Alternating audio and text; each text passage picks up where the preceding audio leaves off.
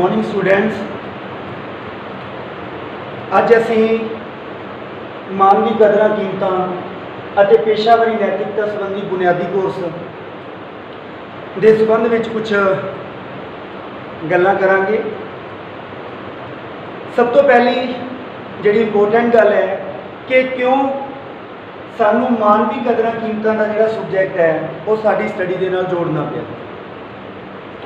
उस दे विच सब तो वड्डा कारण ये है कि अज के टाइम दे विच असी गल करिए साइंस, असी गल करिए मैथ या इस तो इलावा होर सारे सबजैक्ट जिहड़े सबजैक्ट रैगूलर ही डिवेलपमेंट कर रहे हैं, पर इन्हां दी डिवेलपमेंट दे विच असी रैगूलर ही नोट करते आ रहे हैं कि जिहड़ियां साडीआं नैतिक कदरां कीमतां ने, साडे समाज प्रति, साडे परिवार प्रति, साडे अपने प्रति जो फर्ज ने या जो नीतियां ने, असी लगातार उन्हां तो दूर होंदे जा रहे हैं।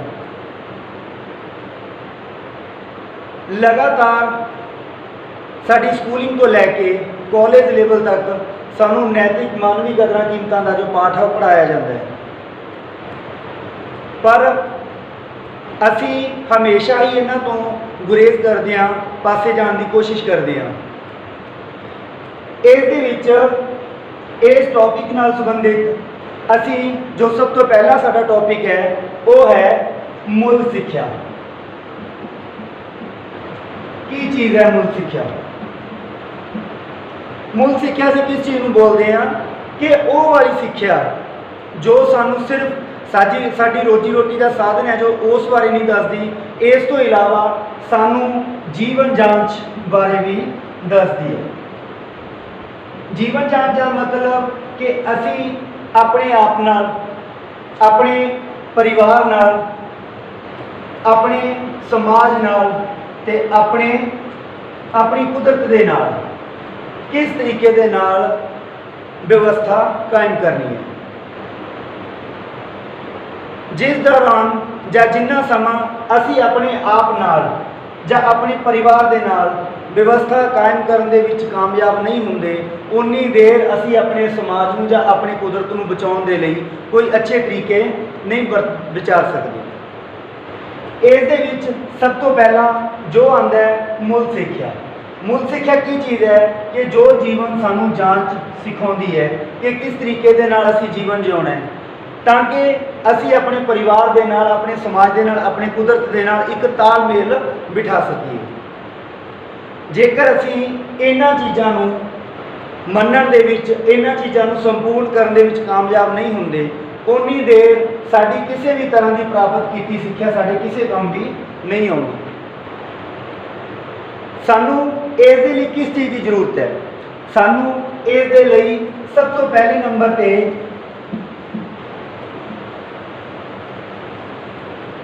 जरूरत है साडी समझ की।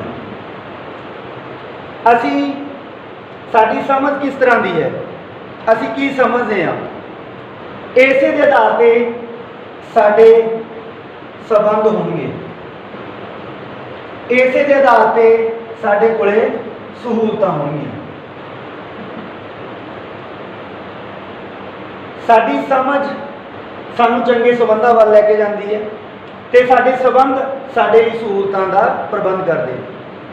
जेकर असी अपनी समझ नूं सही रूप दे विच नहीं वरतदे, असी अपनी समझ नूं सही तरह के संबंध बनाउण दे विच नहीं लगाउंदे, तां असी कदे भी आपदे जीवन वास्ते सहूलतां मुहैया नहीं करवा सकते। इत्थे एक सवाल होर पैदा हुंदा है कि सहूलतां की चीज़ ने, सहूलतां की सानू जरूरत क्यों पैंदी है? जिन्हां हालातां दे विच असी अपने आप नूं खुश महसूस करते हैं, जिन्हां हालातां दे विच असी लंबा समा रहना पसंद करते हैं, उन्हां हालातां नूं असी किस दा नाम दिंदे आ? सहूलतां। नैतिक कदरां कीमतां के आधार पर असी सहूलतां के आधार पर मनुख दीयां 3 कैटागरियां ने जिहड़ियां असी उन्हां दी डिवाइडेशन करते हैं, जिस दे आधार पर मनुख दीयां 3 तरह दी कैटागरी किहड़ियां-किहड़ियां ने ਉਹਨਾਂ ਦੇ ਵਿੱਚ ਅਸੀਂ ਰੱਖਦੇ ਹਾਂ ਪਹਿਲੇ ਨੰਬਰ ਤੇ ਉਹ ਇਨਸਾਨ ਜਿਨ੍ਹਾਂ ਕੋਲੇ ਹਰ ਤਰ੍ਹਾਂ ਦੇ ਸਾਧਨ ਹਨ। ਜਿਸ ਮਨੁੱਖ ਕੋਲੇ ਹਰ ਤਰ੍ਹਾਂ ਦੇ ਸਾਧਨ ਹਨ, ਪਰ ਫਿਰ ਵੀ ਉਹ ਵਿਅਕਤੀ ਪੂਰਨ ਰੂਪ ਦੇ ਵਿੱਚ ਆਪਣੇ ਆਪ ਨੂੰ ਦੁਖੀ ਮਹਿਸੂਸ ਕਰਦਾ ਹੈ। ਇੱਕ ਵਿਅਕਤੀ ਉਹ ਜਿਹਦੇ ਕੋਲੇ ਕਿਸੇ ਵੀ ਤਰ੍ਹਾਂ ਦੇ ਸਾਧਨ ਨਹੀਂ ਹਨ, ਉਹ ਵਿਅਕਤੀ ਫਿਰ ਵੀ ਆਪਣੇ ਆਪ ਨੂੰ ਦੁਖੀ ਮਹਿਸੂਸ ਕਰਦਾ ਹੈ। ਇਸ ਦੇ ਵਿੱਚ ਪਾਠਕ੍ਰਮ ਦੇ ਆਧਾਰ ਤੇ ਅਸੀਂ ਇਸ ਦੀਆਂ 3 ਕੈਟਾਗਰੀਆਂ ਜੋ ਡਿਵਾਈਡ ਕਰਦੇ ਹਾਂ, ਉਹ ਕੈਟਾਗਰੀਆਂ ਕਿਹੜੀਆਂ ਨੇ? ਪਹਿਲੇ ਨੰਬਰ ਤੇ ਉਹ ਵਿਅਕਤੀ ਆ ਗਏ ਜਿਨ੍ਹਾਂ ਕੋਲੇ ਪੂਰਨ ਰੂਪ ਦੇ ਵਿੱਚ ਸਾਰੇ ਸਾਧਨ ਹਨ, ਸਾਧਨ ਨਹੀਂ ਹਨ, ਸਾਧਨ ਵਿਹੀਨ ਹਨ, ਫਿਰ ਵੀ ਉਹ ਵਿਅਕਤੀ ਦੁਖੀ ਹਨ ਤੇ ਦਰਿਦਰ ਹਨ। ਇਸੇ ਲਾਈਨ ਦੇ ਵਿੱਚ ਜਿਹੜੀ ਦੂਸਰੀ ਕੈਟਾਗਰੀ ਹੈ ਉਹ ਹੈ ਕਿ ਜਿਨ੍ਹਾਂ ਕੋਲੇ ਸਾਰੇ ਸਾਧਨ ਮੌਜੂਦ ਹਨ, ਸਾਰੇ ਸਾਧਨ ਸੰਪੰਨ ਹਨ, ਫਿਰ ਵੀ ਉਹ ਵਿਅਕਤੀ ਆਪਣੇ ਆਪ ਨੂੰ ਦੁਖੀ ਦਰਿਦਰ ਮਹਿਸੂਸ ਕਰਦੇ ਹਨ। ਤੀਸਰੀ ਕੈਟਾਗਰੀ ਜਿਸ ਦੇ ਵਿੱਚ ਇੱਕ ਵਿਅਕਤੀ ਕੋਲੇ ਸਾਰੇ ਸਾਧਨ ਹਨ, ਸਾਧਨ ਸੰਪੰਨ ਹੈ ਉਹ ਵਿਅਕਤੀ, ਤੇ ਉਹ ਵਿਅਕਤੀ ਪੂਰਨ ਰੂਪ ਦੇ ਵਿੱਚ ਸੁਖ ਸਮਰਿੱਧੀ ਪ੍ਰਾਪਤ ਕਰਦਾ ਹੈ। ਪਰ ਇਹਨਾਂ ਤਿੰਨਾਂ ਕੈਟਾਗਰੀਜ਼ ਦੇ ਵਿੱਚ ਜੇ ਅਸੀਂ ਪੂਰਨ ਰੂਪ ਦੇ ਵਿੱਚ ਦੇਖੀਏ ਤਾਂ ਇੱਕ ਮਾਤਰ ਸਾਡੀ ਸਮਝ ਹੈ ਜੋ ਉਹ ਕੰਮ ਕਰਦੀ ਹੈ।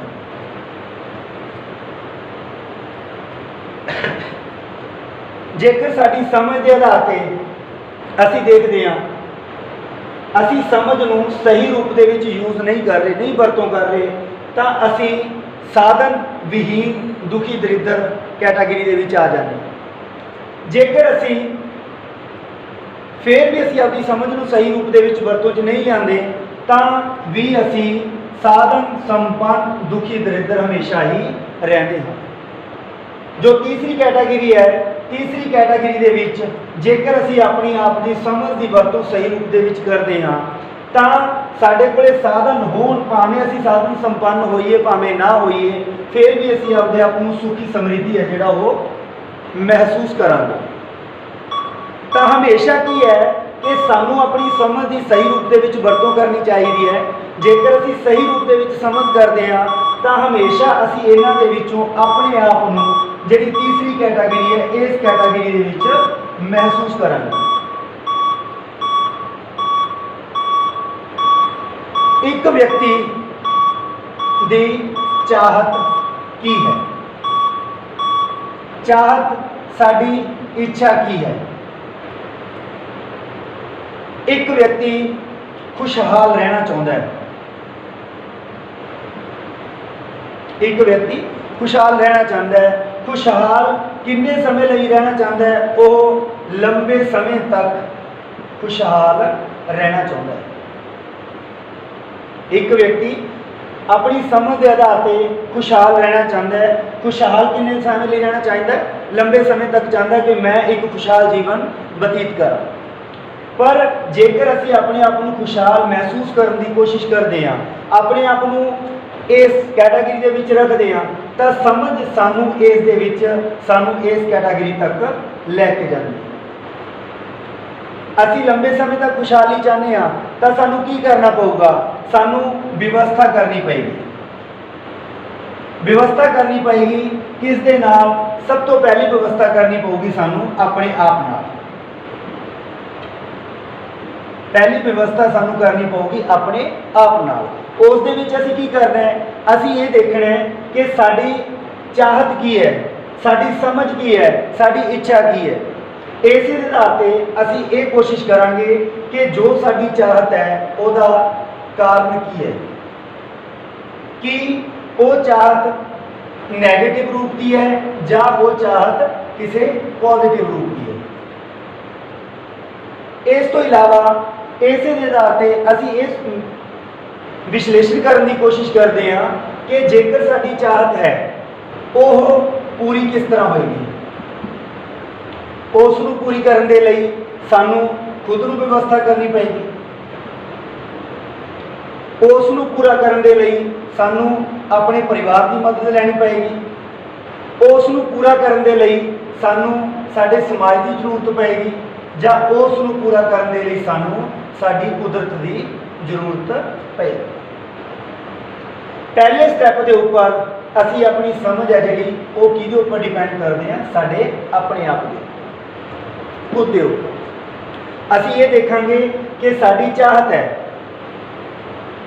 ਅਸੀਂ ਉਸ ਨੂੰ ਆਪਣੇ ਪੱਧਰ ਤੇ ਪੂਰਾ ਕਰ ਸਕਦੇ ਹਾਂ ਜਾਂ ਨਹੀਂ ਪੂਰਾ ਕਰ ਸਕਦੇ। ਜੇਕਰ ਸਾਨੂੰ ਲੱਗਦਾ ਹੈ ਕਿ ਅਸੀਂ ਆਪਣੇ ਪੱਧਰ ਤੇ ਪੂਰਾ ਕਰ ਸਕਦੇ ਹਾਂ, ਸਾਡੀ ਉਹ ਚਾਹਤ ਹੈ ਜਿਹੜੀ ਉਹ ਪੋਜ਼ਿਟਿਵ ਰੂਪ ਦੀ ਹੈ, ਤਾਂ ਸਾਨੂੰ ਆਪਣੇ ਆਪ ਨਾਲ ਵਿਵਸਥਾ ਕਰਨ ਦਾ ਤਰੀਕਾ ਮਿਲ ਗਿਆ। ਸਾਨੂੰ ਇਹ ਸਮਝਣਾ ਪਏਗਾ ਕਿ ਜੋ ਸਾਡੀ ਚਾਹਤ ਹੈ, ਜੋ ਸਾਡੀ ਇੱਛਾ ਹੈ, ਜੋ ਸਾਡੀ ਰਿਕੁਆਇਰਮੈਂਟ ਹੈ, ਉਸ ਨੂੰ ਅਸੀਂ ਖੁਦ ਪੂਰਾ ਕਰਨਾ ਹੈ। ਖੁਦ ਪੂਰਾ ਕਰਨ ਦੇ ਨਾਲ ਨਾਲ ਇਹ ਸਾਡੇ ਲਈ ਜ਼ਰੂਰੀ ਹੈ। ਜੇਕਰ ਅਸੀਂ ਇੱਥੇ ਇਹ ਮਹਿਸੂਸ ਕਰਨਾ ਸ਼ੁਰੂ ਕਰਤਾ ਕਿ ਇਹ ਸਾਡੀ ਜਿਹੜੀ ਚਾਹਤ ਹੈ ਇਹ ਸਾਡੇ ਲਈ ਪੋਜ਼ਿਟਿਵ ਨਹੀਂ ਹੈਗੀ, ਇਹ ਸਾਡੇ ਲਈ ਨੈਗੇਟਿਵ ਹੈ, ਤਾਂ ਅਸੀਂ ਮਹਿਸੂਸ ਕਰਾਂਗੇ ਆਪਣੇ ਆਪ ਨਾਲ ਅਸੀਂ ਵਿਵਸਥਾ ਕਰ ਰਹੇ ਹਾਂ। ਉਸ ਵਿਵਸਥਾ ਦੌਰਾਨ ਅਸੀਂ ਉਸ ਚੀਜ਼ ਤੋਂ ਸਾਈਡ ਤੇ ਹੋਣਾ ਸ਼ੁਰੂ ਕਰ ਦੇਵਾਂਗੇ। ਸਾਨੂੰ ਨਹੀਂ ਲੱਗਦਾ ਕਿ ਜੋ ਚੀਜ਼ ਸਾਡੇ ਲਈ ਨੈਗੇਟਿਵ ਹੈ, ਜੋ ਇੱਛਾ ਸਾਡੇ ਲਈ ਸਾਡੇ ਦੁੱਖਾਂ ਦਾ ਕਾਰਨ ਬਣਦੀ ਹੈ। ਕਾਰਨ ਕੀ ਹੈ ਕਿ ਤੁਹਾਨੂੰ ਕੀ ਚਾਹੀਦਾ, ਤੁਹਾਡੀ ਇੱਛਾ ਕੋਈ ਤੁਸੀਂ ਪੂਰੀ ਕਰਨੀ ਹੈ, ਤੁਸੀਂ ਆਪਣੇ ਪੱਧਰ ਤੇ ਉਸ ਨੂੰ ਪੂਰਾ ਨਹੀਂ ਕਰ ਸਕਦੇ, ਤਾਂ ਇਸ ਤੋਂ ਬਾਅਦ ਅਸੀਂ ਕਿਸ ਦੇ ਉੱਪਰ ਜਾਂਦੇ ਹਾਂ? ਸਾਡੇ ਪਰਿਵਾਰ ਦੇ ਵਿੱਚ। ਸਾਡੇ ਪਰਿਵਾਰ ਦੇ ਵਿੱਚ ਅਸੀਂ ਇਹ ਦੇਖਦੇ ਹਾਂ ਕਿ ਸਾਡੀ ਰਿਕੁਆਇਰਮੈਂਟ ਹੈ, ਉਹ ਸਾਡੀ ਰਿਕੁਆਇਰਮੈਂਟ ਨੂੰ ਸਾਡਾ ਪਰਿਵਾਰ ਪੂਰਾ ਕਰੇਗਾ ਜਾਂ ਨਹੀਂ ਕਰੇਗਾ। ਜੇ ਪੂਰਾ ਕਰੇਗਾ ਤਾਂ ਉਹਦੇ ਲਈ ਪਰਿਵਾਰ ਸਾਡਾ ਕਿਸ ਤਰ੍ਹਾਂ ਦੇ ਸਾਧਨ ਦੀ ਵਰਤੋਂ ਕਰੇਗਾ। ਸਪੋਜ਼ ਕਰੋ ਇੱਕ ਬੱਚਾ ਨਵੇਂ ਮੋਬਾਈਲ ਦੀ ਮੰਗ ਕਰਦਾ ਹੈ, ਇੱਕ ਬੱਚਾ ਨਵੇਂ ਮੋਬਾਈਲ ਦੀ ਮੰਗ ਕਰਦਾ ਹੈ। ਇਹ ਉਸ ਦੀ ਸਮਝ ਤੇ ਡਿਪੈਂਡ ਹੈ। ਇੱਕ ਬੱਚੇ ਨੇ ਮੰਗ ਕੀਤੀ ਇਸ ਚੀਜ਼ ਦੀ, ਮੋਬਾਈਲ। ਇਹ ਲੱਗਦਾ ਹੈ ਕਿ ਬੱਚੇ ਨੂੰ ਸ਼ਾਇਦ ਇਹ ਉਸ ਲਈ ਖੁਸ਼ੀ ਦਾ ਇੱਕ ਕਾਰਨ ਹੈ। ਲੱਗਦਾ ਹੈ ਕਿ ਉਸ ਨੇ ਮੋਬਾਈਲ ਲੈ ਲਿਆ, ਉਹਦੇ ਲਈ ਇਹ ਸਭ ਤੋਂ ਵੱਡੀ ਖੁਸ਼ੀ ਹੈ, ਉਹ ਇੱਕ ਖੁਸ਼ਹਾਲ ਜ਼ਿੰਦਗੀ ਬਤੀਤ ਕਰੇਗਾ। ਪਰ ਇਸ ਜਗ੍ਹਾ ਤੇ ਜਾ ਕੇ ਅਸੀਂ ਨੇ ਆਪਣੀ ਵਿਵਸਥਾ ਨੂੰ, ਆਪਣੀ ਸਮਝ ਨੂੰ ਵਰਤੋਂ ਦੇ ਵਿੱਚ ਲਿਆਉਣਾ ਹੈ। ਅਸੀਂ ਪਹਿਲੀ ਵਿਵਸਥਾ ਕਰਦੇ ਹਾਂ ਆਪਣੇ ਆਪ ਨਾਲ। ਅਸੀਂ ਪਹਿਲੀ ਵਿਵਸਥਾ ਕਰਾਂਗੇ ਆਪਣੇ ਆਪ ਨਾਲ, ਆਪਣੀ ਸਮਝ ਦੇ ਆਧਾਰ ਤੇ। ਕਿਸ ਤਰੀਕੇ ਦੇ ਨਾਲ ਅਸੀਂ ਇਹ ਮਹਿਸੂਸ ਕਰਾਂਗੇ, ਕੋਸ਼ਿਸ਼ ਕਰਾਂਗੇ ਆਪਣੇ ਆਪ ਨੂੰ ਸਮਝਣ ਦੀ, ਆਪਣਾ ਸੈਲਫ ਐਨਾਲਿਸਿਸ ਕਰਨ ਦੀ ਕਿ ਮੋਬਾਈਲ ਸਾਡੇ ਵਾਸਤੇ ਜ਼ਰੂਰੀ ਹੈ ਜਾਂ ਨਹੀਂ। ਜੇ ਅਸੀਂ ਪਰਚੇਜ਼ ਕਰ ਰਹੇ ਹਾਂ, ਉਹ ਸਾਡੇ ਲਈ ਕਿੰਨਾ ਕੁ ਹੈਲਪਫੁਲ ਹੈ, ਕੀ ਸਾਨੂੰ ਸੱਚਮੁੱਚ ਉਸ ਦੀ ਜ਼ਰੂਰਤ ਹੈ ਜਾਂ ਨਹੀਂ। ਜੇਕਰ ਅਸੀਂ ਇਸ ਜਗ੍ਹਾ ਤੇ ਕੁਝ ਅੱਛੇ ਨਤੀਜੇ ਪ੍ਰਾਪਤ ਕਰ ਲਏ ਆਪਣੇ ਆਪ ਨਾਲ ਗੱਲਬਾਤ ਕਰਨ ਤੋਂ ਬਾਅਦ, ਤਾਂ ਸਮਝ ਲਓ ਕਿ ਸਾਨੂੰ ਆਪਣੇ ਆਪ ਨਾਲ ਵਿਵਸਥਾ ਕਰਨੀ ਆ। ਤੁਹਾਨੂੰ ਲੱਗਿਆ ਕਿ ਸ਼ਾਇਦ ਤੁਹਾਡੇ ਵਾਸਤੇ ਚੀਜ਼ ਜ਼ਰੂਰੀ ਨਹੀਂ ਹੈਗੀ, ਅਸੀਂ ਨੇ ਕੀ ਕਰਤਾ, ਇਸ ਕਨਸੈਪਟ ਨੂੰ ਰੱਦ ਕਰਤਾ, ਨਹੀਂ ਜੀ ਸਾਨੂੰ ਜ਼ਰੂਰਤ ਨਹੀਂ। ਪਰ ਜੇਕਰ ਸਾਨੂੰ ਲੱਗਦਾ ਹੈ ਕਿ ਅਸੀਂ ਇਸ ਦਾ ਪੋਜ਼ਿਟਿਵ ਰੂਪ ਦੇਖ ਰਹੇ ਹਾਂ ਕਿ ਸਾਨੂੰ ਇਸ ਦੀ ਜ਼ਰੂਰਤ ਪਏਗੀ, ਤਾਂ ਇਸ ਤੋਂ ਬਾਅਦ ਅਸੀਂ ਦੂਸਰੀ ਵਿਵਸਥਾ ਕਰਦੇ ਹਾਂ ਕਿਹਦੇ ਨਾਲ? ਆਪਣੇ ਪਰਿਵਾਰ ਦੇ ਨਾਲ। ਆਪਣੇ ਪਰਿਵਾਰ ਦੇ ਨਾਲ ਵਿਵਸਥਾ ਅਸੀਂ ਕਿਸ ਤਰੀਕੇ ਦੇ ਨਾਲ ਕਰਾਂਗੇ ਕਿ ਅਸੀਂ ਇਹ ਦੇਖਣਾ ਪਏਗਾ ਸਾਡੀ ਜੋ ਮੰਗ ਹੈ ਅਸੀਂ ਆਪਣੇ ਪੱਧਰ ਤੇ ਪੂਰੀ ਨਹੀਂ ਕਰ ਸਕਦੇ, ਤਾਂ ਨਾਰਮਲ ਹੈ ਅਸੀਂ ਆਪਣੀ ਇਹ ਮੰਗ ਲੈ ਕੇ ਕਿਹਦੇ ਕੋਲ ਜਾਵਾਂਗੇ? ਆਪਣੇ ਪਰਿਵਾਰ ਕੋਲ। ਪਰਿਵਾਰ ਦੇ ਸਾਹਮਣੇ ਅਸੀਂ ਮੰਗ ਰੱਖਦੇ ਹਾਂ ਕਿ ਸਾਨੂੰ ਇਸ ਚੀਜ਼ ਦੀ ਜ਼ਰੂਰਤ ਹੈ, ਤਾਂ ਉਹ ਜਗ੍ਹਾ ਤੇ ਸਾਨੂੰ ਸਭ ਤੋਂ ਪਹਿਲਾਂ ਆਪਣੇ ਆਪ ਨਾਲ ਦੁਬਾਰਾ ਫੇਰ ਵਿਚਾਰ ਕਰਨਾ ਪਏਗਾ ਕਿ ਮੇਰਾ ਪਰਿਵਾਰ ਮੇਰੀ ਮੰਗ ਨੂੰ ਪੂਰਨ ਕਰਨ ਦੇ ਲਈ ਪੂਰਨ ਰੂਪ ਦੇ ਵਿੱਚ ਉਪਯੋਗੀ ਹੈ ਜਾਂ ਨਹੀਂ, ਕਿ ਉਹ ਮੇਰੀ ਮੰਗ ਪੂਰੀ ਕਰ ਸਕਦੇ ਨੇ ਜਾਂ ਨਹੀਂ ਕਰ ਸਕਦੇ। ਜੇਕਰ ਇਸ ਜਗ੍ਹਾ ਤੇ ਅਸੀਂ ਫੇਰ ਉਸੇ ਤਰੀਕੇ ਦੇ ਨਾਲ ਸੈਲਫ ਐਨਾਲਿਸਿਸ ਕਰਦੇ ਹਾਂ ਕਿ ਨਹੀਂ, ਮੇਰਾ ਪਰਿਵਾਰ ਮੇਰੀ ਇਹ ਮੰਗ ਕਰਨ ਦੇ ਯੋਗ ਨਹੀਂ ਹੈ, ਜਾਂ ਮੇਰਾ ਪਰਿਵਾਰ ਇਹ ਮੇਰੀ ਮੰਗ ਕਰਨ ਦੇ ਯੋਗ ਹੈ। ਇਸ ਜਗ੍ਹਾ ਤੇ ਜਾ ਕੇ ਤੁਹਾਡੀ ਆਪਣੇ ਪਰਿਵਾਰ ਦੇ ਨਾਲ ਵਿਵਸਥਾ ਕਾਇਮ ਹੋ ਜੇ। ਤੁਹਾਨੂੰ ਲੱਗਦਾ ਹੈ ਕਿ ਇਸ ਦਾ ਆਨਸਰ ਹੈ ਹਾਂ ਹੈ, ਤਾਂ ਅਸੀਂ ਮੰਗ ਆਪਣੇ ਪਰਿਵਾਰ ਦੇ ਮੂਹਰੇ ਰੱਖ ਸਕਦੇ ਹਾਂ। ਜੇਕਰ ਨਹੀਂ ਤਾਂ ਅਸੀਂ ਕੋਸ਼ਿਸ਼ ਕਰੀਏ ਕਿ ਅਸੀਂ ਇਸ ਤਰ੍ਹਾਂ ਦੀ ਕੋਈ ਵੀ ਮੰਗ ਜਿਸ ਦੇ ਨਾਲ ਸਾਡੇ ਪਰਿਵਾਰ ਦਾ ਪੂਰਾ ਸਿਸਟਮ ਗੜਬੜਾ ਜਾਵੇ, ਉਹ ਸਿਸਟਮ ਜਾਂ ਉਸ ਮੰਗ ਨੂੰ ਅਸੀਂ ਆਪਣੇ ਪਰਿਵਾਰ ਤੋਂ ਦੂਰ ਰੱਖੀਏ। ਮਨੁੱਖ ਹਮੇਸ਼ਾ ਕੀ ਚਾਹੁੰਦਾ ਹੈ? ਉਹ ਚਾਹਤ ਰੱਖਦਾ ਹੈ ਕਿਸ ਚੀਜ਼ ਦੀ? ਕਿ ਮੇਰੀਆਂ ਜੋ ਇੱਛਾਵਾਂ ਨੇ ਉਹ ਲਗਾਤਾਰ ਪੂਰੀਆਂ ਹੁੰਦੀਆਂ ਜਾਣ। ਪਰ ਇੱਛਾਵਾਂ ਰੱਖਣੀਆਂ ਇੱਕ ਅਲੱਗ ਟੌਪਿਕ ਹੈ। ਇਹਨਾਂ ਇੱਛਾਵਾਂ ਦੀ ਪੂਰਤੀ ਕਿਸ ਤਰੀਕੇ ਦੇ ਨਾਲ ਹੋਵੇਗੀ? ਸਭ ਤੋਂ ਜ਼ਰੂਰੀ ਪੁਆਇੰਟ ਹੈ ਜੋ ਕਿ ਇਹਨਾਂ ਇੱਛਾਵਾਂ ਦੀ ਪੂਰਤੀ ਹੋਏਗੀ ਕਿਸ ਤਰ੍ਹਾਂ ਦੀ? ਇਹਨਾਂ ਦੀ ਪੂਰਤੀ ਅਸੀਂ ਆਪਣੇ ਪੱਧਰ ਤੇ ਕਰਨੀ ਹੈ, ਇਹਨਾਂ ਦੀ ਪੂਰਤੀ ਸਾਡੇ ਪਰਿਵਾਰ ਨੇ ਕਰਨੀ, ਜਾਂ ਇਹਨਾਂ ਦੀ ਪੂਰਤੀ ਦੇ ਲਈ ਅਸੀਂ ਕੋਈ ਹੋਰ ਸਾਧਨ ਹੈ ਜਿਹੜਾ ਉਹ ਅਪਣਾਵਾਂਗੇ। ਜੇਕਰ ਸਾਨੂੰ ਸਹੀ ਰੂਪ ਦੇ ਵਿੱਚ ਇਹਨਾਂ ਦੇ ਵਿੱਚੋਂ ਆਪਣੇ ਆਪ ਨਾਲ ਐਨਾਲਿਸਿਸ ਕਰਨ ਦੇ ਆਧਾਰ ਤੇ ਸਾਨੂੰ ਇਹਦੇ ਨੈਗੇਟਿਵ ਜਾਂ ਪੋਜ਼ਿਟਿਵ ਰੂਪ ਮਿਲਦੇ ਨੇ, ਤਾਂ ਸਮਝ ਲਓ ਅਸੀਂ ਆਪਣੇ ਆਪ ਨਾਲ ਵਿਵਸਥਾ ਕਰਨ ਦੇ ਵਿੱਚ ਕਾਮਯਾਬ ਹੋ। ਅੱਜ ਦੇ ਟੌਪਿਕ ਵਿੱਚ ਇਸ ਦੇ ਵਿੱਚ ਅਸੀਂ ਨੇ ਸਮਝਿਆ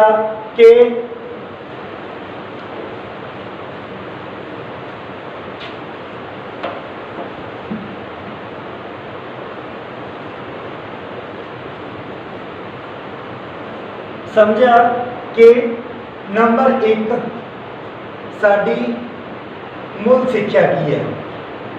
ਸਾਡੀ ਮੂਲ ਸਿੱਖਿਆ ਕੀ ਹੈ? ਉਹ ਸਿੱਖਿਆ ਜੋ ਸਾਨੂੰ ਕਿਸੇ ਵੀ ਚੀਜ਼ ਨੂੰ ਸਹੀ ਸਮਝ ਦੇ ਆਧਾਰ ਤੇ ਉਸ ਦਾ ਨਿਰਣਾ ਕਰਨ ਦੇ ਯੋਗ ਬਣਾਉਂਦੀ ਹੈ। ਉਹ ਸਿੱਖਿਆ ਨੂੰ ਅਸੀਂ ਕੀ ਨਾਮ ਦਿੰਦੇ ਹਾਂ? ਮੂਲ ਸਿੱਖਿਆ। ਇਸ ਤੋਂ ਬਾਅਦ ਨੰਬਰ 2 ਸਾਡੀ ਚਾਹਤ, ਸਾਡੀ ਇੱਛਾ। ਸਾਡੀ ਇੱਛਾ ਕੀ ਹੈ? ਸਾਡੀ ਇੱਛਾ ਖੁਸ਼ਹਾਲ ਰਹਿਣ ਦੀ ਹੈ, ਉਹ ਵੀ ਲੰਬੇ ਸਮੇਂ ਤੱਕ। ਇਸ ਤੋਂ ਬਾਅਦ ਅਗਲਾ ਟੌਪਿਕ ਅਸੀਂ ਨੇ ਕੀਤਾ ਕਿ ਸਾਡੇ ਸਾਧਨਾਂ ਦੇ ਆਧਾਰ ਤੇ ਅਸੀਂ ਮਨੁੱਖ ਦੀਆਂ 3 ਕੈਟਾਗਰੀਆਂ ਡਿਵਾਈਡ ਕਰਦੇ ਹਾਂ। ਪਹਿਲੀ, ਜਿਸ ਵਿਅਕਤੀ ਕੋਲੇ ਸਾਧਨ ਵਹੀਨ ਹੈ, ਕਿਸੇ ਤਰ੍ਹਾਂ ਦਾ ਕੋਈ ਸਾਧਨ ਨਹੀਂ ਹੈ, ਉਹ ਵਿਅਕਤੀ ਦੁਖੀ ਹੈ, ਦਰਿਦਰ ਹੈ। ਇਸ ਦੇ ਵਿੱਚ ਦੂਸਰੀ ਕੈਟਾਗਰੀ, ਇੱਕ ਵਿਅਕਤੀ ਜਿਹੜਾ ਪੂਰਨ ਰੂਪ ਦੇ ਵਿੱਚ ਸਾਧਨ ਸੰਪੰਨ ਹੈ ਪਰ ਫਿਰ ਵੀ ਉਹ ਦੁਖੀ ਦਰਿਦਰ ਹੈ। ਤੀਸਰੀ ਕੈਟਾਗਰੀ, ਇੱਕ ਵਿਅਕਤੀ ਜਿਹੜਾ ਸਾਧਨ ਸੰਪੰਨ ਹੈ ਤੇ ਸੁਖੀ ਸਮਰਿੱਧ ਹੈ। ਇਹ ਸਾਡੇ ਟੌਪਿਕ ਕਿਸ ਚੀਜ਼ ਦੇ ਉੱਪਰ ਨਿਰਭਰ ਨੇ? ਇਹ ਹੈਗੇ ਨੇ ਸਾਡੀ ਸਮਝ ਦੇ ਉੱਪਰ ਆਧਾਰਿਤ। ਸਾਡੀ ਜਿਸ ਤਰ੍ਹਾਂ ਦੀ ਸਮਝ ਹੋਊਗੀ ਉਸੇ ਤਰ੍ਹਾਂ ਦੇ ਸਾਡੇ ਸੰਬੰਧ ਹੋਣਗੇ ਤੇ ਉਸੇ ਤਰ੍ਹਾਂ ਦੀਆਂ ਸਾਡੇ ਕੋਲੇ ਸਹੂਲਤਾਂ ਹੋਣਗੀਆਂ। ਕਈ ਵਾਰ ਕੀ ਹੁੰਦਾ ਹੈ ਕਿ ਅਸੀਂ ਪੂਰਨ ਰੂਪ ਦੇ ਵਿੱਚ ਸਾਧਨ ਸੰਪੰਨ ਹੁੰਦੇ ਹਾਂ, ਫਿਰ ਵੀ ਅਸੀਂ ਦੁਖੀ ਮਹਿਸੂਸ ਕਰਦੇ ਹਾਂ। ਕਾਰਨ ਕੀ ਹੈ? ਕਿਉਂਕਿ ਅਸੀਂ ਪ੍ਰੋਪਰ ਰੂਪ ਦੇ ਵਿੱਚ ਆਪਣੀ ਸਮਝ ਦੀ ਵਰਤੋਂ ਨਹੀਂ ਕਰਦੇ। ਅਸੀਂ ਆਪਣੀ ਸਮਝ ਦੇ ਆਧਾਰ ਤੇ ਹੀ, ਕੋਈ ਫਰਕ ਨਹੀਂ ਪੈਂਦਾ ਕਿ ਤੁਸੀਂ ਇਹਨਾਂ ਤਿੰਨਾਂ ਦੇ ਵਿੱਚੋਂ ਕਿਸ ਕੈਟਾਗਰੀ ਨਾਲ ਸੰਬੰਧਿਤ ਹੋ, ਪਰ ਜੇਕਰ ਤੁਸੀਂ ਆਪਣੀ ਸਮਝ ਦੀ ਸਹੀ ਰੂਪ ਦੇ ਵਿੱਚ ਵਰਤੋਂ ਕਰਦੇ ਹੋ ਤਾਂ ਤੁਸੀਂ ਇਹਨਾਂ ਤਿੰਨਾਂ ਦੇ ਵਿੱਚੋਂ ਹਮੇਸ਼ਾ ਜਿਹੜੀ ਆਹ ਵਾਲੀ ਕੈਟਾਗਰੀ ਹੈ ਤੀਸਰੀ, ਆਪਣੇ ਆਪ ਨੂੰ ਇਸ ਕੈਟਾਗਰੀ ਦੇ ਵਿੱਚ ਮਹਿਸੂਸ ਕਰੋ। ਤੁਹਾਡੇ ਕੋਲੇ ਸਾਧਨ ਸੰਪੰਨ ਹੋ, ਚਾਹੇ ਤੁਸੀਂ ਸਾਧਨ ਵਿਹੀਨ ਹੋ, ਪਰ ਫਿਰ ਵੀ ਤੁਸੀਂ ਆਪਣੇ ਆਪ ਨੂੰ ਸੁਖੀ ਸਮਰਿੱਧ ਮਹਿਸੂਸ ਕਰੋਗੇ। ਲਾਸਟ ਟੌਪਿਕ ਦੇ ਵਿੱਚ ਅਸੀਂ ਨੇ ਕੀਤਾ ਕਿ ਅਸੀਂ ਨੇ ਇਹਨਾਂ ਸਾਧਨਾਂ ਦੀ ਪ੍ਰਾਪਤੀ ਦੇ ਲਈ ਵਿਵਸਥਾ ਕਰਨੀ ਹੈ। ਵਿਵਸਥਾ ਕਿਹਨਾਂ ਨਾਲ ਕਰਨੀ ਹੈ? ਅਸੀਂ ਨੇ ਵਿਵਸਥਾ ਪਹਿਲਾਂ ਆਪਣੇ ਆਪ ਨਾਲ ਕਰਨੀ ਹੈ। ਪਹਿਲੀ ਵਿਵਸਥਾ ਸਾਡੀ ਆਪਣੇ ਆਪ ਨਾਲ, ਜਿਹਦੇ ਵਿੱਚ ਅਸੀਂ ਇਹ ਦੇਖਾਂਗੇ ਕਿ ਜਿਸ ਚੀਜ਼ ਦੀ ਸਾਡੀ ਇੱਛਾ ਹੈ ਉਹ ਚੀਜ਼ ਸਾਡੇ ਲਈ ਜ਼ਰੂਰੀ ਹੈ ਜਾਂ ਨਹੀਂ। ਸੈਕਿੰਡ, ਅਸੀਂ ਕਰਦੇ ਹਾਂ ਇਹੀ ਵਿਵਸਥਾ ਆਪਣੇ ਪਰਿਵਾਰ ਨਾਲ ਕਿ ਸਾਡੀ ਇੱਛਾ ਦੀ ਪੂਰਤੀ ਸਾਡਾ ਪਰਿਵਾਰ ਕਰਦਾ ਹੈ, ਕਿ ਸਾਡਾ ਪਰਿਵਾਰ ਸਾਡੀ ਉਸ ਪੂਰਤੀ ਕਰਨ ਦੇ ਯੋਗ ਹੈ ਜਾਂ ਨਹੀਂ ਹੈ। ਤੀਸਰੀ ਵਿਵਸਥਾ ਅਸੀਂ ਕਰਦੇ ਹਾਂ ਸਾਡੇ ਸਮਾਜ ਦੇ ਨਾਲ। ਸਾਡੇ ਸਮਾਜ ਦੇ ਵਿੱਚ ਅਸੀਂ ਦੇਖਦੇ ਹਾਂ ਕਿ ਸਾਡੀਆਂ ਇੱਛਾਵਾਂ ਦਾ ਸਾਡੇ ਸਮਾਜ ਦੇ ਉੱਪਰ ਕੀ ਅਸਰ ਪੈਂਦਾ ਹੈ। ਤੇ ਇਸ ਤੋਂ ਇਲਾਵਾ ਸਾਡੀ ਲਾਸਟ ਜਿਹੜੀ ਚੌਥੀ ਵਿਵਸਥਾ ਹੁੰਦੀ ਹੈ ਉਹ ਕਿਹਦੇ ਨਾਲ ਹੁੰਦੀ ਹੈ? ਸਾਡੀ ਕੁਦਰਤ ਦੇ ਨਾਲ ਵਿਵਸਥਾ ਹੁੰਦੀ ਹੈ। ਤਾਂ ਕਿ ਤੁਹਾਡੀਆਂ ਇੱਛਾਵਾਂ ਨੇ, ਤੁਹਾਡੀਆਂ ਚਾਹਤ ਹੈ ਜੋ ਵੀ, ਉਸ ਦਾ ਬੁਰਾ ਪ੍ਰਭਾਵ ਕਿਸੇ ਵੀ ਤਰੀਕੇ ਦੇ ਨਾਲ ਸਾਡੀ ਕੁਦਰਤ, ਸਾਡੀ ਪ੍ਰਕਿਰਤੀ ਦੇ ਉੱਪਰ ਨਾ ਪਵੇ। ਸੋ ਅੱਜ ਦੇ ਟੌਪਿਕ ਵਿੱਚ ਅਸੀਂ ਪਹਿਲੇ ਤੁਹਾਡੇ 4 ਤੋਂ ਲੈ ਕੇ 5 ਟੌਪਿਕ ਇਸ ਦੇ ਵਿੱਚ ਕਲੀਅਰ ਹੋ ਜਾਣਗੇ, ਤੇ ਅੱਛੇ ਤਰੀਕੇ ਦੇ ਨਾਲ ਉਹਨੂੰ ਰੀਡ ਕਰਿਓ। ਥੈਂਕਸ।